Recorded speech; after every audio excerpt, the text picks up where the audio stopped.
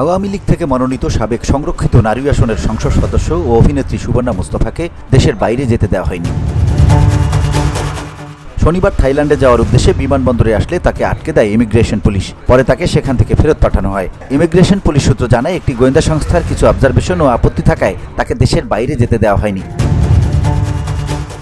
প্রসঙ্গত, অভিনেত্রী সুবর্ণা মুস্তফা আওয়ামী লীগের রাজনীতির সঙ্গে যুক্ত আছেন দীর্ঘদিন ধরেই। একাদশ সংসদ নির্বাচনে আওয়ামী লীগ জয়ী হয়ে সরকার গঠন করার পর সংরক্ষিত নারী আসনের জন্য মনোনয়ন ফর্ম বিক্রি শুরু করলে এমপি হওয়ার জন্য আগ্রহ প্রকাশ করেন এই অভিনেত্রী। পরবর্তীতে তিনি সংরক্ষিত নারী আসনে আওয়ামী লীগের মনোনীত এমপি হন।